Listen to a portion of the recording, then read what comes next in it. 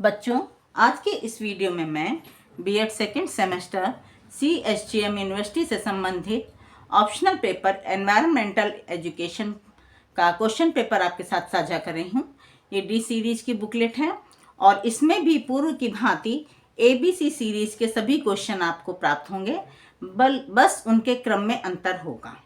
और ये question paper आपको अपनी आगामी 2025-26 बीएड सेकेंड सेमेस्टर की पेपर की तैयारी करने में सहायक सिद्ध होगा। इसे ध्यान में रखते हुए आप देखिए, ये पहला क्वेश्चन पेपर है और ये सभी क्वेश्चन आपको इंग्लिश में भी इसमें मिलेंगे। तो पहला क्वेश्चन है, कैक्टी रेगिस्तानी पारिस्थितिकी तंत्र में महत्वपूर्ण है क्योंकि वे, ए ऑप्शन सही है इसमें, वन्य जीवों के लिए आवश्यक जल और भोजन स्रोत प्रदान करते हैं। निम्नलिखित में से कौन सा वनस्पतियों और जीवों के विलुप्त होने का एक बड़ा खतरा है? तो बी, आवास विनाश और विखंडन। आक्रामक प्रजातियां देशी वनस्पतियों और जीवों के विलुप्त होने में योगदान करती हैं। इसका बी ऑप्शन सही है, संसाधनों के लिए देशी प्रजातियों से प्रतिस्पर्धा करके। लुप्त प्राय प्रजातियों के लिए कानूनी संरक्षण में शामिल है। इसका बी ऑप्शन सही है, शिकार, व्यापार और शोषण को रोकने के लिए कानून और नियम लागू करना। जलवायु परिवर्तन वनस्पतियों और जीवों को निम्न प्रकार से प्रभावित करता है। तो आवास और भोजन की उपलब्धता में बदलाव, जिससे प्रजातियों के वितरण में बदलाव आया। अत्यधिक दोहन प्रजातियों के विलुप्त होने में योगदान देता है। बी ऑप्शन है इसका, प्रजातियों की कटाई उनकी आबादी के ठीक होने की तुलना में तेज गति से करके। पर्यावरण शिक्षा निम्नलिखित द्वारा वनस्पतियों और जीवों के संरक्षण में मदद करती है। इसका डी ऑप्शन सही है, संरक्षण के महत्व के बारे में जागरूकता बढ़ाना और टिकाऊ प्रथाओं को बढ़ावा देना।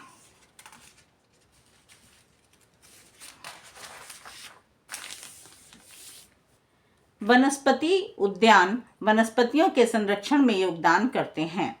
इसका बी ऑप्शन है, विभिन्न प्रकार की पौधों की प्रजातियों का संरक्षण और अध्ययन करके। आवास विखंडन का जीवों पर प्रभाव पड़ता है। इसका ए ऑप्शन सही है, आबादी को अलग थलग करना, जिससे आनुवंशिक विविधता कम हो गई और विलुप्त होने का खतरा बढ़ गया। भारत में मिट्टी बचाओ आंदोलन कहाँ शुरू किया गया था? तो ये डी, होशंगाबाद मध्य प्रदेश में। बाघ परियोजना किस वर्ष शुरू की गई? ये डी ऑप्शन है इसका, 1973-74। ब्राज़ील के रियो डी जेनेरियो में यूनेसेट 1992 में किस घोषणा पर हस्ताक्षर किए गए थे? तो इसका डी ऑप्शन है, एजेंडा 21। निम्नलिखित में से कौन सा राज्य साइलेंट वैली परियोजना से संबंधित है? इसका सी ऑप्शन है, केरल। इनमें से कौन सा संगठन उष्णकटिबंधीय वन के सतत प्रबंधन और संरक्षण को बढ़ावा देता है? इसका भी डी ऑप्शन सही है, अंतर्राष्ट्रीय उष्णकटिबंधीय इमारती लकड़ी संगठन। अनवीकरणीय संसाधन कौन सा है, यानी कि जिसको रिन्यू नहीं किया जा सकता? तो ए, कच्चा तेल। निम्नलिखित में से कौन सा स्थान यूनेस्को की विश्व धरोहर स्थलों की सूची में आता है? तो बी, नंदा देवी और फूलों की घाटी।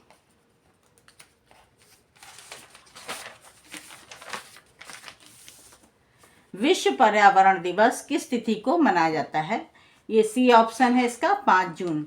निम्नलिखित में से कौन सी पर्यावरण शिक्षा की व्यक्तिगत पद्धति नहीं है? बी, परियोजना विधि।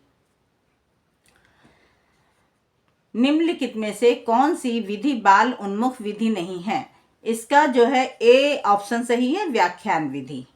वन महोत्सव की शुरुआत किसने की थी? तो बी ऑप्शन सही है, के.एम. मुंशी ने की थी और 1950 में की थी, 1950 में की थी। चिपको आंदोलन किसके द्वारा शुरू किया गया था?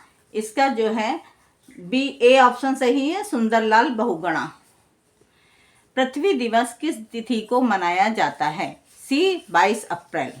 रेड डाटा बुक एकत्रित करती है ए, लुप्त प्राय प्रजातियों की सूची।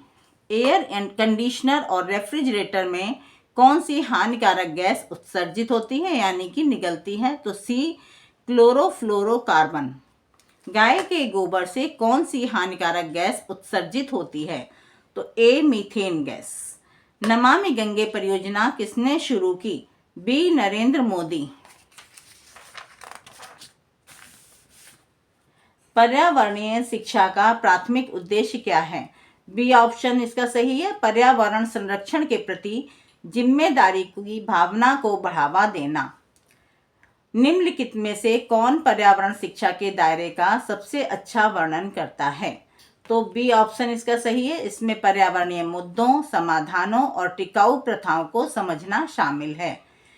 पर्यावरणीय शिक्षा को अंतः विषय माना जाता है क्योंकि बी ऑप्शन है इसका, यह जीव विज्ञान, रसायन विज्ञान, भूगोल और समाज शास्त्र जैसे विभिन्न विषयों से ज्ञान को एकीकृत करती है।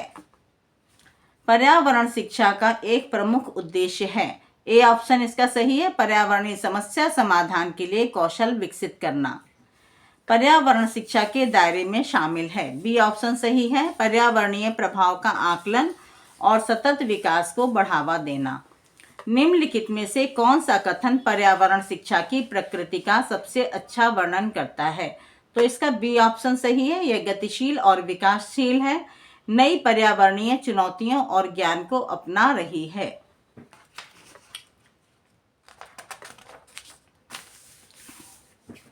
पर्यावरण शिक्षा का एक महत्वपूर्ण उद्देश्य है।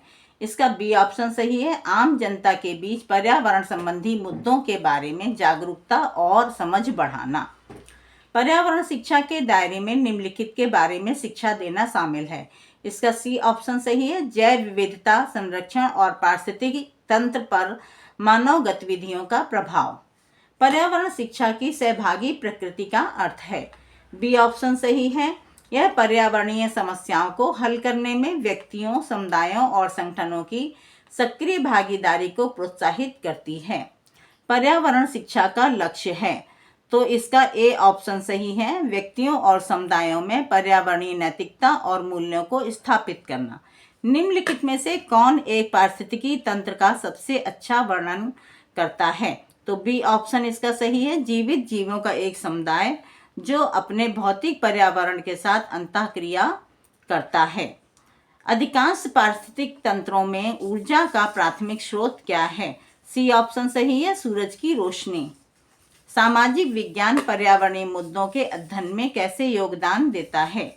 बी ऑप्शन सही है, मानव व्यवहार, नीतियों और पर्यावरण पर सामाजिक प्रभावों की जांच करके। पर्यावरण अध्ययन में अंतः विषय दृष्टिकोण जोड़ता है। बी ऑप्शन है इसका, सामाजिक विज्ञान, प्राकृतिक विज्ञान और मानविकी।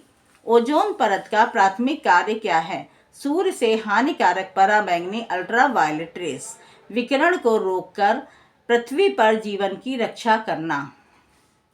ओजोन परत के क्षरण के लिए कौन से रासायनिक यौगिक सर्वाधिक उत्तरदायी हैं? तो बी क्लोरोफ्लोरोकार्बन CFC। एक पारिस्थितिकी तंत्र के भीतर जैव विविधता का तात्पर्य है। इसका बी ऑप्शन सही है, किसी पारिस्थितिकी तंत्र में रहने वाली प्रजातियों की संख्या और विविधता। पर्यावरण समाजशास्त्र मुख्य रूप से अध्ययन करता है। इसका ए ऑप्शन सही है, समाज और पर्यावरण के बीच अंतःक्रिया का। किस अंतर्राष्ट्रीय समझौते का उद्देश्य ओजोन क्षयकारी पदार्थों के उत्पादन और खपत को कम करता है? तो बी मॉन्ट्रियल प्रोटोकॉल। एक की स्टोन प्रजाति है, तो बी ऑप्शन इसका सही है, एक प्रजाति जो अपनी बहुतायत के सापेक्ष अपने पर्यावरण पर असंगत रूप से बड़ा प्रभाव डालती है। पर्यावरण विज्ञान पढ़ाने में सेमिनारों का उपयोग करने का प्राथमिक उद्देश्य क्या है? बी ऑप्शन है इसका, विशिष्ट विषयों पर गहन चर्चा और विचारों के आदान प्रदान की सुविधा प्रदान करना।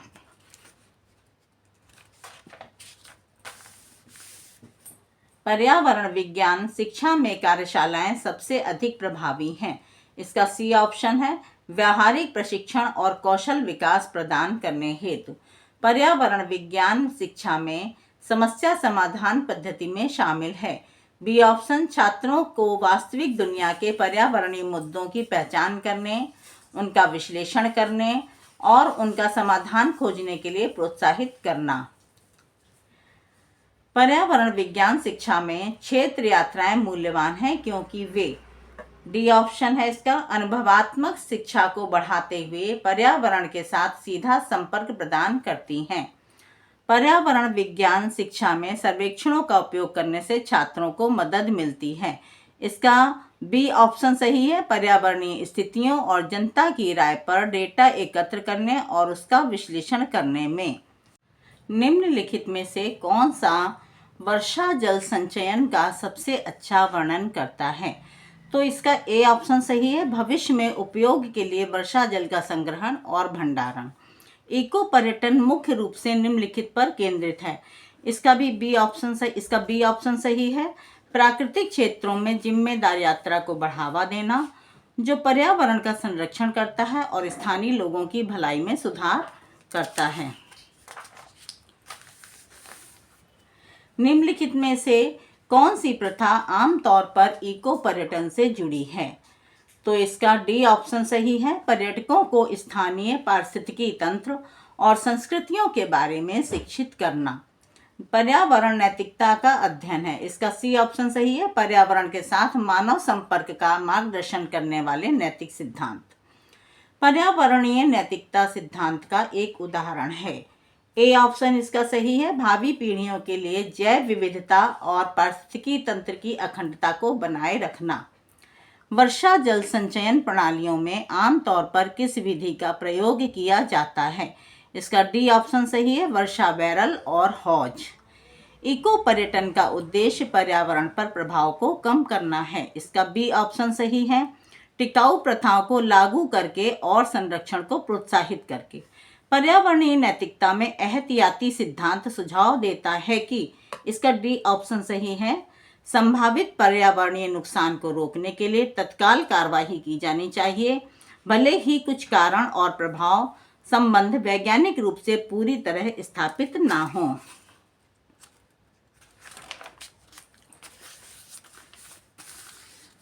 वर्षा जल संचयन का एक प्रमुख लाभ है। ए ऑप्शन है इसका, भूजल की कमी को कम करना। ग्लोबल वार्मिंग का प्राथमिक कारण क्या है? इसका बी ऑप्शन है, मानवीय गतिविधियों के कारण वातावरण में ग्रीन हाउस गैसों के स्तर में वृद्धि। जलवायु परिवर्तन का तात्पर्य है। इसका डी ऑप्शन है, पृथ्वी पर तापमान, वर्षा और अन्य वायुमंडलीय स्थितियों में दीर्घकालिक परिवर्तन। निम्नलिखित में से कौन सा ग्लोबल वार्मिंग का प्रमुख प्रभाव है? इसका बी ऑप्शन सही है, चरम मौसम की घटनाओं की आवृत्ति और गंभीरता में वृद्धि। कौन सी ग्रीन हाउस गैस सबसे अधिक मानवीय गतिविधियों और ग्लोबल वार्मिंग से जुड़ी है? इसका सी ऑप्शन है, कार्बन डाइऑक्साइड CO2। जलवायु परिवर्तन को कम करने का एक प्रभावी तरीका है। बी ऑप्शन सही है, ऊर्जा दक्षता और बढ़ाना और नवीकरणीय ऊर्जा स्रोतों का उपयोग करना। निम्नलिखित में से कौन सा जलवायु परिवर्तन का परिणाम है? तो ए ऑप्शन सही है, जैव विविधता में कमी। पेरिस समझौते का लक्ष्य है। बी ऑप्शन इसका सही है, ग्लोबल वार्मिंग को पूर्व औद्योगिक स्तर से 2 डिग्री सेल्सियस से नीचे तक सीमित रखना।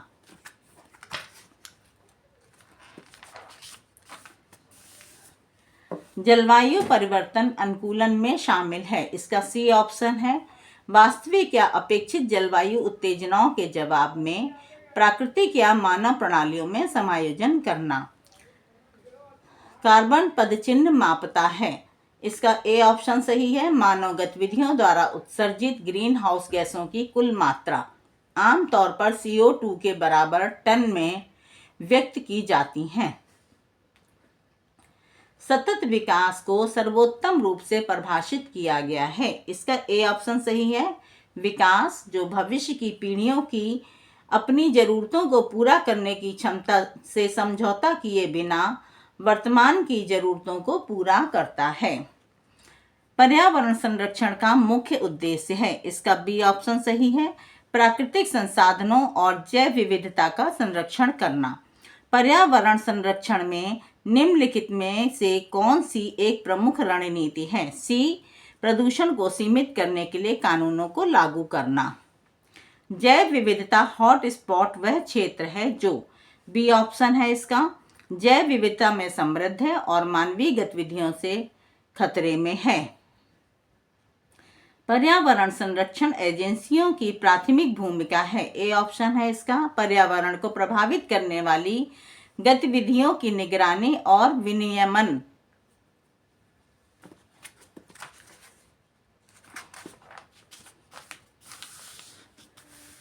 निम्नलिखित में से कौन सी एक टिकाऊ कृषि पद्धति है?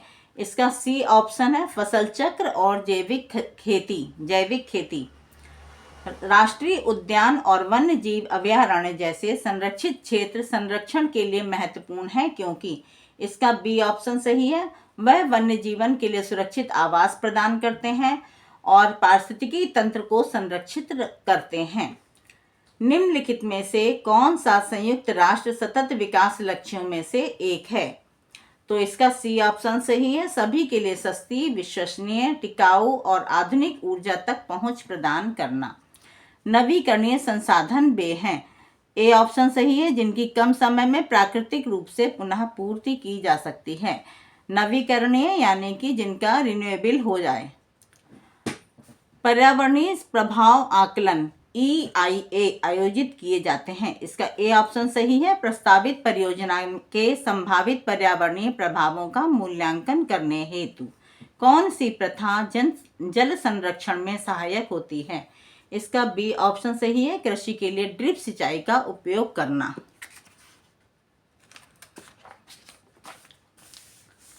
जलवायु कार्रवाई करने में शामिल है, तो इसका बी ऑप्शन सही है, ग्रीन हाउस गैस उत्सर्जन को कम करना और जलवायु परिवर्तन के प्रभावों को अपनाना।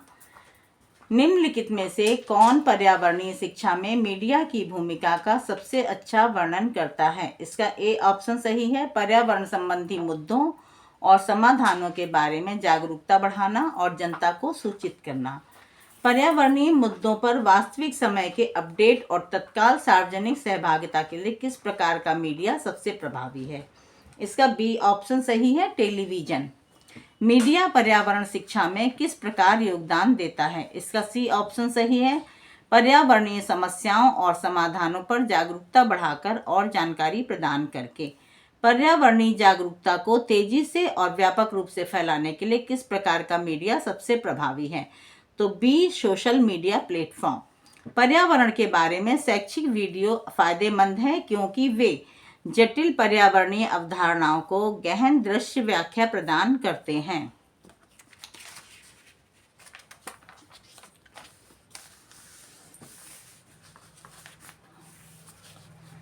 स्कूलों में वृक्षारोपण गतिविधियों का प्राथमिक लाभ निम्नलिखित में से कौन सा है? इसका बी ऑप्शन सही है, स्थानीय जैव विविधता को बढ़ाना और कार्बन डाइऑक्साइड के स्तर को कम करना। स्कूलों में पर्यावरण जागरूकता अभियान का उद्देश्य है, इसका डी ऑप्शन सही है, छात्रों और समुदाय को पर्यावरणीय मुद्दों और टिकाऊ प्रथाओं के बारे में सूचित करना। पर्यावरणीय शिक्षा के एक भाग के रूप में स्मारकों को संरक्षित करने से छात्रों को मदद मिलती है, इसका बी ऑप्शन सही है, ऐतिहासिक स्थलों और उनके संरक्षण के महत्व को समझने में। पर्यावरण शिक्षा में सामुदायिक कार्य में निम्नलिखित गतिविधियां शामिल हो सकती हैं, इसका ए ऑप्शन सही है, सफाई अभियान, रिसाइकलिंग कार्यक्रम और सामुदायिक उद्यानों में भाग लेना।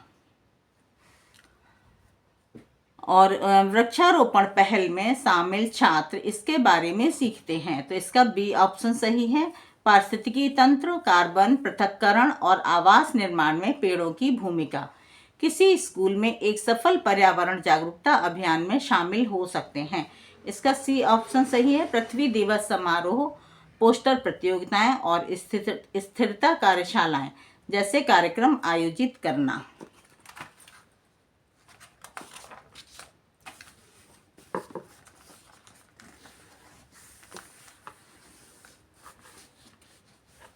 स्मारकों के संरक्षण में छात्रों को शामिल करने से उन्हें निम्नलिखित के बारे में सिखाया जा सकता है। बी ऑप्शन इसका सही है, स्मारकों का सांस्कृतिक और ऐतिहासिक महत्व और उनके रखरखाव का महत्व। पर्यावरण शिक्षा से संबंधित सामुदायिक कार्य छात्रों को प्रोत्साहित करते हैं। इसका बी ऑप्शन सही है।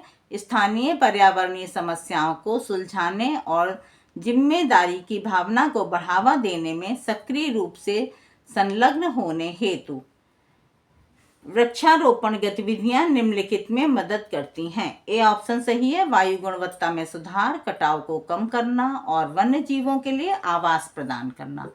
एक प्रभावी पर्यावरण जागरूकता अभियान होना चाहिए। इसका डी ऑप्शन सही है, जो सकारात्मक पर्यावरणीय कार्यों को शिक्षित और प्रेरित करने के लिए तथ्यात्मक जानकारी का उपयोग करे।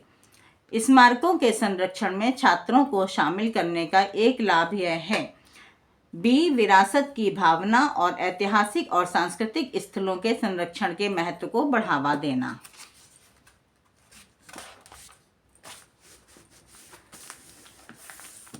इस पर्यावरण शिक्षा में सामुदायिक कार्य का अक्सर लक्ष्य होता है। ए ऑप्शन सही है। पर्यावरणीय स्थिरता की दिशा में टीम वर्क, सामुदायिक भावना और सामूहिक कार्यवाही को बढ़ावा देना। निम्नलिखित में से कौन सा वनस्पतियों और जीवों के संरक्षण का एक सामान्य उपाय है? तो इसमें जो है राष्ट्रीय उद्यान और वन्य जीव अभयारण्य जैसे संरक्षित क्षेत्रों की स्थापना करना बी ऑप्शन सही है। आवास बहाली में शामिल है। इसका सी ऑप्शन सही है। नष्ट हुए पारिस्थितिकी तंत्र को उनकी प्राकृतिक अवस्था में पुनर्स्थापित करना। बच्चों, ये जानकारी आपके लिए कितनी महत्वपूर्ण सिद्ध हुई, ये कमेंट बॉक्स में कमेंट करके अवश्य बताएं तथा आगे भी ऐसे महत्वपूर्ण क्वेश्चन पेपर प्राप्त करने के लिए मेरे चैनल को लाइक और सब्सक्राइब अवश्य कर दें, ताकि आप अपने एग्जाम्स की तैयारी अच्छी तरीके से कर सकें।